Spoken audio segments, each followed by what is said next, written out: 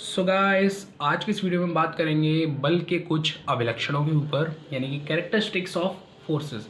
Actually क्या होता है कि हम बल जब किसी बॉडी पर, किसी वस्तु पर अप्लाई करते हैं तो उसके ना 4 अभिलक्षण होते हैं। क्या क्या होते हैं उनके बारे में बात करेंगे। So hey guys, this is Navvashini and you are watching no lectures YouTube channel. So without wasting our valuable time, let's start this video. So सबसे पहले लिख लेते हैं कौन कौन से अभिलक्षण होते हैं बलों के।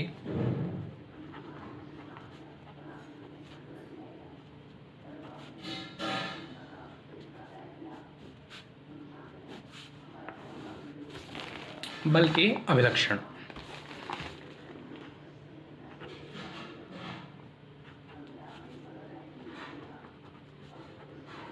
पहला जो होता है वो है बल का परिमाण, मैग्नीट्यूड ऑफ अ फोर्स।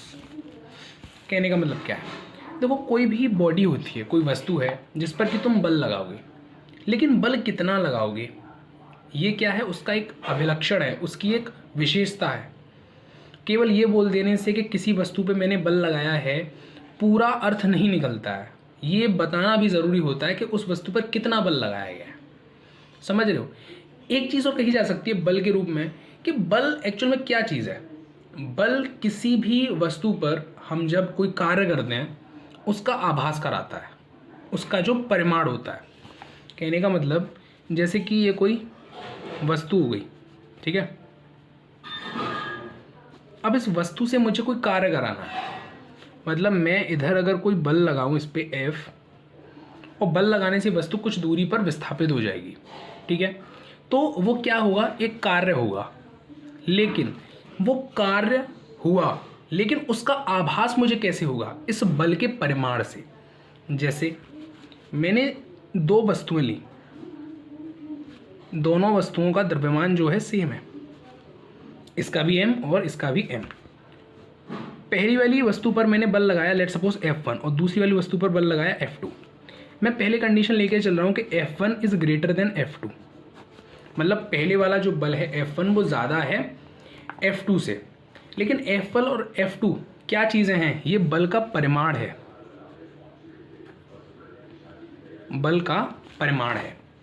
यानी F1 परिमाण का जो बल है मैंने पहली वस्तु पे लगाया, और F2 परिमाण का जो बल है वो मैंने दूसरी वस्तु पे लगाया।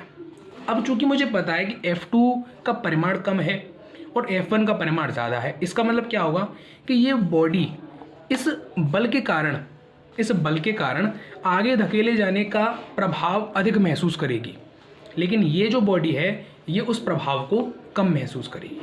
यानी आप ऐसे बोल सकते हो कि बल का जो परिमाण होता है वो हमारे कार्य कर सकने की आभास को प्रदर्शित करता है। यानी आप ऐसे कह सकते हो कि कम परिमाण वाला जो बल है वो किसी वस्तु पर कम आभास उत्पन्न करा पाएगा, वहीं जो ज़्यादा परिमाण वाला बल होगा वो उस वस्तु पर अधिक आभास उत्पन्न करा पाएगा। तो बल के परिमाण की जो डेफिनेशन है, या आगे जो भी डेफिनेशंस कराने वाला हूँ, उन सब के PDF नोट्स आपको डिस्क्रिप्शन में मिल जाएंगे। टेंशन की कोई बात नहीं है, आप जाके वहाँ से डाउनलोड कर सकते हो। अब हम आते हैं इसके दूसरे कैरेक्टरिस्टिक्स पे, जो होता है बल की दिशा।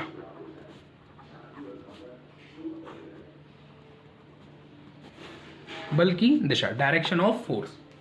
ये क्या होता है, देखो मैंने इस बॉडी पर एक बल लगाया था F1, लेकिन अगर मैं ये डिफाइन ना करूं कि मैंने किस दिशा में उस बल को लगाया, तो क्या अर्थ पूरा हो पाएगा मेरे वाक्य का? नहीं। मैं जो भी कार्य कराना चाह रहा हूं, मैं कोई भी वर्क देना चाह रहा हूं किसी बॉडी पे, या उस बॉडी के थ्रू कोई काम कराना चाह रहा हूं, जब तक मैं ये नहीं बताऊंगा कि मेरे द्वारा लगाया गया बल है वो किस दिशा में लग रहा है, वो बॉडी कोई काम ही नहीं कर पाएगी, कोई काम नहीं कर पाएगी। तुम सपोज करो कि मैं अगर तुमसे ये बोल देता कि देखो ऐसे देखो कि मैं इस बॉडी पर F1 बल लगा रहा हूँ, तो तुम मुझे ये सोच के बताओ कि क्या ये बॉडी उस F1 बल के प्रभाव से आगे बढ़ेगी या पीछे लौटेगी? बता सकते हो? नहीं बता सकते। क्यों? क्योंकि आपको यही नहीं पता कि वो जो बल है वो इस बॉडी को आगे धकेलेगा या अपनी ओर खींचेगा। भैया आपको यही नहीं पता। यानी डायरेक्शन बहुत इंपॉर्टेंट है एक बल को कार्यकारी रूप से प्रदर्शित कराने के लिए। अब दूसरी बात भी बोल सकते हो कि बल हमारी क्या होती है, एक सदिश राशि है। बल एक सदिश राशि होती है। अब चूंकि बल एक सदिश राशि है और सदिश राशि की विशेषताएं आप जानते हो, इन राशियों को व्यक्त करने के लिए दिशा की आवश्यकता पड़ती है। तो वैसे भी पता है कि दिशा के बिना आप बल को प्रदर्शित ही नहीं कर सकते, सही है ना। तो ये होती है बल की दिशा। तीसरा जो पॉइंट होता है वो होता है बल का अनुप्रयोग बिंदु। बल का अनुप्रयोग बिंदु, point of application of a force, point of application of force. तो ये क्या चीज़ होती है? अब ज़रा इसी डायग्राम में ज़रा देख के मेरे को बताओ। जैसे मैं ये बोल दूँ तुमसे, चलो इसमें मत लो, यहाँ मैं एक नया डायग्राम बनाता हूँ। ये कोई वस्तु रखी हुई है, ठीक है, और ये एक तल है। जिन लोगों को पता है अच्छी बात है, जिनको नहीं पता मैं बता देता हूँ कि इस टाइप से जब आप किसी सरफेस को दिखाते हो, ये क्या एक सतह ही तो है, ये जो नीचे खींची है मैंने, इस टाइप से जब आप उसको लाइन करके दिखाते हो, इसका मतलब होता है कि ये जो सतह है वो स्थिर है। यानी ये जो सरफेस है, जैसे आपकी जो ज़मीन होती है, वहाँ पे आप अगर एक ईंट को रख दो, वो कंडीशन हो जाती है, और आप सामने से देखो तो कुछ ऐसे दिखाई देगा कि ये जो सरफेस है ये क्या है, घर्षण वाली सतह है। यहाँ पे ये जो सरफेस है, ये सॉरी ये जो बॉडी है, ये अगर चलने का प्रयास करेगी तो घर्षण करेगी। यानी नॉर्मल सेंस में कह सकते हो कि ये इस जगह स्थिर अवस्था में रखी हुई है, ठीक है। अब अगर मैं ये बोलूँ कि इस बॉडी का जो मास है वो m है, द्रव्यमान इसका m है, और मैं ये बोल दूँ कि F1 बल मैं इस बॉडी पे लगा रहा हूँ, तो क्या तुम मुझे ये बता सकते हो कि बल F1 लगने से इसकी एक्चुअल डायरेक्शन, या मैं बोलूँ कि किस दिशा में ये मूव करेगी? मैं चलो तुमको ये भी बता दूँ कि इस दिशा में बल लग रहा है, ये डायरेक्शन है बल की, लेकिन तुम मुझे ये बताओ कि किस दिशा में पिंड गति करेगा। दिशा का मतलब ये नहीं है जैसे इस तरीके से तुम कहो कि पूर्व क्या है, पश्चिम क्या है, उत्तर दक्षिण दिशा में, वो बात नहीं मैं कर रहा। इमेजिन करो जैसे ये एक बॉडी है, पेंसिल हो गई, ये एक बॉडी है, ठीक है। अरे स्थिर हो जाए भाई, ठीक है। अब ज़रा मुझे ऐसे रख देता हूँ उसको। अब मुझे बात हो, मेरी बल लगाने की दिशा तो ये है, सही है, लेकिन बल लगाने की दिशा ये है, और अब ये बॉडी आगे बढ़ रही है। ये हो गया आइडल केस, आदर्श रूप से। लेकिन अगर मैं ये बल इस जगह लगाऊं और ये पॉइंट मेरा स्थिर है, देखो अभी तो ये क्या है, ये एक सर्कुलर चीज़ है, वृत्ताकार है, ठीक है, गोलीय चीज़ है, बेलनाकार है, तो ये कैसे है, ऐसे मूव करेगी आगे की तरफ, आगे की तरफ मूव करे। इसका जो क्रॉस सेक्शन है वो कैसा है, वृत्ताकार है, और ये बॉडी कैसी है, एक सिलेंड्रिकल बॉडी है, बेलनाकार वस्तु है।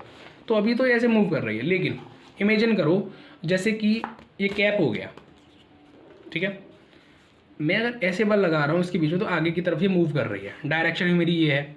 लेकिन मैं अगर इसी बल को इस जगह लगाता हूँ तो क्या ये मूव कर रही है आगे? नहीं, ये घूम रही है। रीज़न क्या है? रीज़न है इसका बल का अनुप्रयोग बिंदु, point of application of force. मतलब कि अगर आप किसी बॉडी पर ये जब तक नहीं बताओगे कि आपके द्वारा जो लगाया गया बल है वो किस बिंदु पर लग रहा है, तब तक भी आप उस बॉडी के मोशन की, या आप बोल सकते हो उस बल के द्वारा उस बॉडी पे जो इफेक्ट दिखाया जाएगा उसकी गणना नहीं कर सकते हो। जैसे कि अभी समझ में आया हो, मैं आपको एक बार एग्जांपल लेके समझा देता हूँ। जैसे आप ना ऊपर से देख रहे हो, ऊपर से ऐसे देख रहे हो, ऊपर से ऐसे कैमरा मेरा रिकॉर्ड कर रहा है, उस टाइप से आप देख रहे हो, और ऐसे एक ईंट रखी हुई है, और इस टाइप से ये आपकी एक मतलब बोल सकते हो ज़मीन है, सही है। तो अगर आप इस डायरेक्शन में कोई बल लगाओ तो जाहिर सी बात है ये आगे की तरफ इस डायरेक्शन में मूव करेगी, पता है, समझ में आता है। लेकिन अगर आप इस पॉइंट पर इस जगह ऐसे करके बल लगाते हो तो क्या ये आगे मूव करेगी? नहीं करेगी। इमेजिन करो ये क्या करेगी, कुछ इस तरीके से हो जाएगी,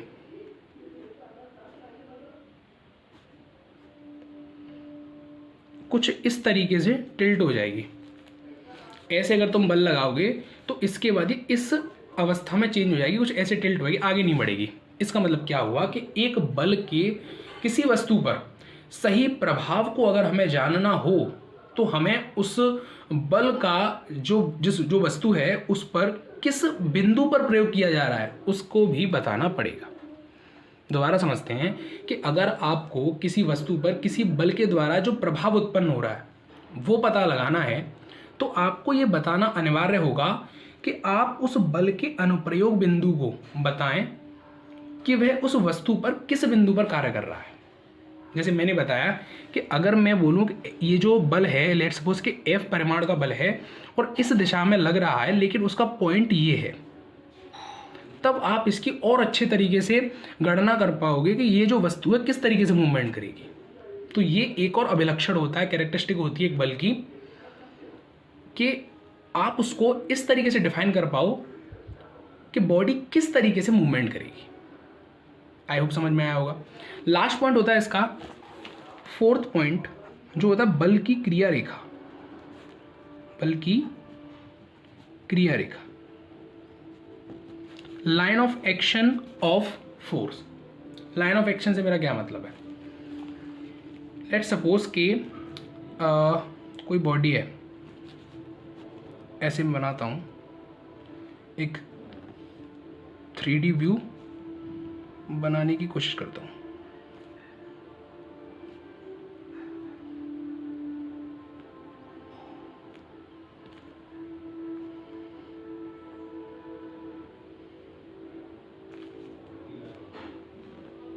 ठीक है, ये लेट सपोज कोई बॉक्स है, ठीक है।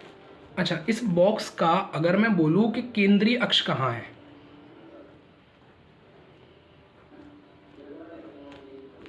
ठीक है, ये मान के चलिए इसका केंद्रीय अक्ष है, और अगर मैं इस वस्तु पर इस दिशा में कोई बल लगाता हूँ, ऐसे करके एक बल लगाता हूँ, तो ज़रा आप मुझे बता सकते हो कि ये वस्तु किस तरीके से घूमेगी, किस तरीके, ये इस अक्ष के परितः ऐसे करके गोल गोल घूमेगी। ऐसे समझो कि जैसे कि ये जो अक्ष है ये कोई इस टाइप्स की कोई लाइन हो गई, या कोई रॉड है, और रॉड पे इसके चारों तरफ आपने एक बॉडी को बनाया हुआ, लपेटा हुआ है। अब आप उसको किस तरीके से बल लगाते हो, देखो ऊपर से देखो, इस तरीके से, ये हो गई रॉड, और जो वस्तु है वो इस तरीके से इसके ऊपर बंधी हुई है, ये वाली, ठीक है। अब आप उसको इस तरीके से इस डायरेक्शन में एक बल लगा रहे हो, इस डायरेक्शन, तो ये इस तरीके से घूमेगी। अच्छा, तो बल क्या केवल इतना ही काम कर रहा है कि इसको इतना ही घुमा रहा है? नहीं, ऐसे बॉडी है और बल इसको इस दिशा में घुमाएगा, धक्का दे रहा है, तो ये बॉडी घूमेगी तो है इसी दिशा में, लेकिन उसकी लाइन ऑफ एक्शन पूरी होगी, मतलब और आगे तक होगी। कहने का मतलब इसकी लाइन ऑफ एक्शन कहाँ होगी कि इसको अगर मैं और आगे बढ़ाऊँ तो कुछ इस तरीके से इसकी लाइन ऑफ एक्शन होगी। मतलब कि ये जो बल है वो इस लाइन ऑफ एक्शन, इस क्रिया रेखा के अनुदिश कार्य करेगा। और समझते हैं कि जैसे ये कोई बॉडी होगी तुम्हारी, सही है,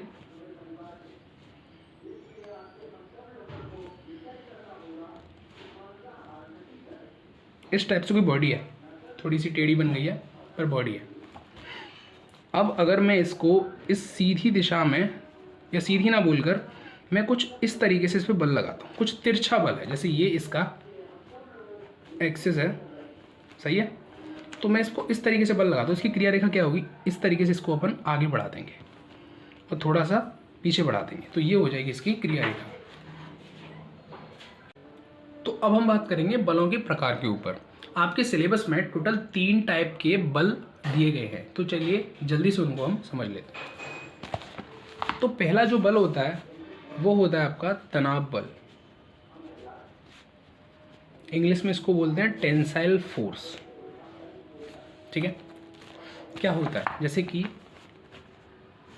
आपकी कोई एक बॉडी है, वस्तु है, अगर आप इस वस्तु पर इस दिशा में एक बल लगाते हैं F, दोनों दिशाओं में समान परिमाण का एक बल लगाते हैं, तो ये बल क्या करेगा, इस वस्तु की जो लंबाई है उसमें वृद्धि करने की कोशिश करेगा।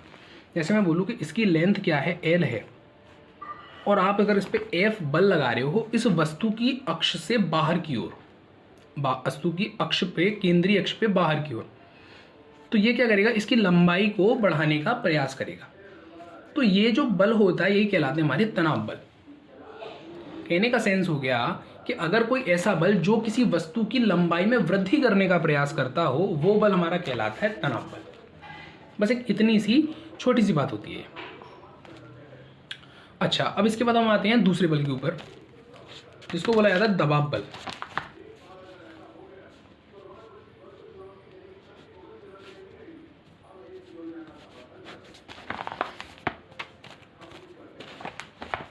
दबाव बल, ठीक है। सो दबाव बल किसे कहते हैं? तनाव बल का अपोजिट क्या होता है? दबाव बल। अगर इसी वस्तु पर कोई भी बल इसकी अक्ष पर भीतर की साइड लगाया जाए, मतलब जैसे ये वस्तु है और दोनों दिशा से इस तरीके से आप बल लगा रहे हो, इस तरीके से, तो वो क्या करेगा? इसकी लंबाई में कुछ कमी करेगा। तो वो बल क्या कहलाएगा? हमारा दबाव बल। लेट सपोज कि अगर इसकी लेंथ L है, तो इस बल के लगने के बाद वो कुछ कम हो जाएगी। कम, देखो, कम हो जाए या कम करने का प्रयास करे, दोनों कंडीशन में क्या कहलाएगा? दबाव बल। वही चीज़ यहाँ है कि या तो वो उस वस्तु की लंबाई में वृद्धि करे या वृद्धि करने का प्रयास करे, दोनों कंडीशन में क्या कहलाएगा? तनाव बल। ठीक है। अच्छा, यहाँ पे दोनों जगह एक बात आती है कि अगर आपके जो वस्तु हैं वो दृढ़ पिंड नहीं है, अगर आपके जो पिंड हैं वो दृढ़ पिंड नहीं है, तो वो जो तनाव बल के लिए या दबाव बल के लिए आपने जो बल लगाया है या जिस उद्देश्य के लिए बल लगाया है उस वस्तु के ऊपर, वो उद्देश्य आपका पूरा हो जाएगा। मतलब कि किसी जगह ज़रूरत है कि इस जो पदार्थ है इसकी लंबाई बढ़ानी है, तो वो बल जो होगा वो लंबाई को बढ़ा देगा। या फिर अगर आपने ऐसी जगह लगाया है जहाँ पे आपको इसकी लंबाई को कम करना है, आप उसे वहाँ कम कर सकते हो। ठीक है। लेकिन अगर वो दृढ़ पिंड हुआ तो वो ना तो उसकी लंबाई में आप वृद्धि कर सकते हो ना ही कमी कर सकते हो, वो सीधे टूट जाएगा। आप कब कर सकते हो? जब वो दृढ़ पिंड नहीं है, कोई प्रत्यास्थ पिंड है या अप्रत्यास्थ पिंड है। आप उसी केस में तनाव बल या दबाव बल के द्वारा उस पिंड की अवस्था में परिवर्तन कर पाओगे। ठीक है। तीसरा जो बल आता है वो आता है आपका कर्तन बल। इंग्लिश में बोलते हैं इसको शियर फोर्स। ऐसे नाम से पता चल रहा है कर्तन बल, मतलब ये किसी चीज़ को काटने के लिए प्रयोग किया जाता है। मतलब इस बल के द्वारा आप क्या कर सकते हो? कोई भी जॉइंट है आपका, कोई भी वस्तु है, उसको काट सकते हो, या ऐसे बोल सकते हो कि उसको उसकी किसी भुजा के अनुदिश मोड़ सकते हो, घुमा सकते हो। जैसे मैं एक जल्दी से यहाँ पे एक बॉडी बनाता हूँ जो क्लियर करेगा कि शियर फोर्स क्या काम करता है।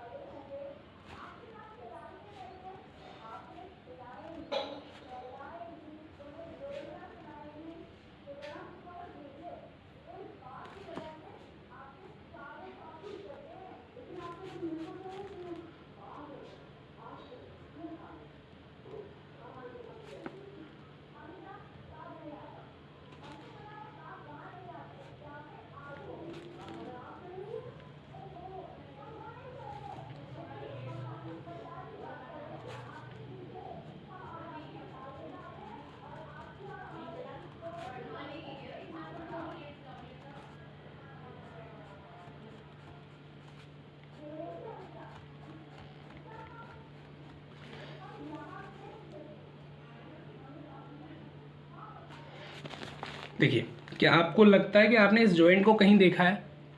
देखा होगा। इंजीनियरिंग ड्राइंग सेकंड की बुक में आपने डबल रिवेटेड जो चैप्टर है वहाँ पे आपने इसको ज़रूर देखा होगा। तो ये क्या होती है कि रिवेट होती है जो कि किन्हीं दो पार्ट्स को आपस में ज्वाइंट करने के काम आती है स्थायी रूप से, परमानेंटली। ठीक है। तो अगर मैं इस वाले प्लेट पे, इसको बुलाया था प्लेट और इसको बुलाया था रिवेट, अगर इस वाले रिवेट पे बाहर की तरफ एक बल लगाऊं F और इस दिशा में एक बल लगाऊं F, तो इसकी नेक्स्ट कंडीशन क्या होगी पता है आपको? इसकी नेक्स्ट कंडीशन कुछ इस प्रकार होगी,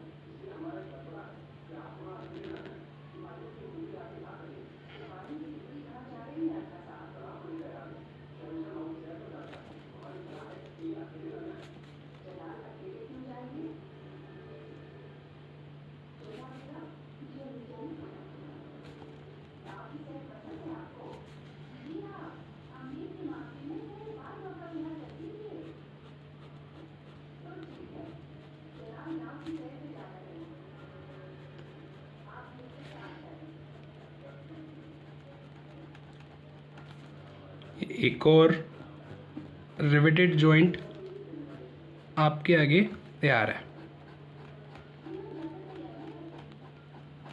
ठीक है, काम चला हुआ है पर काम चल जाएगा। अभी उद्देश्य क्या है कि आपको कर्तन बल समझ में आना चाहिए जी। सो छोटा सा इशू था, कैमरा थोड़ी देर के लिए ऑफ हो गया था। चलिए आगे की बात स्टार्ट करते हैं। तो इस केस के बाद जब आप देखते हो कि अगली कंडीशन में आपको ये जॉइंट किस प्रकार दिखाई देगा, कुछ इस प्रकार दिखाई देगा। क्यों? देखो, इस वाली प्लेट पे तुमने एफ बल लगाया, इस वाली प्लेट पे तुमने एफ बल लगाया, दोनों प्लेट इस दिशा में खींचे गए।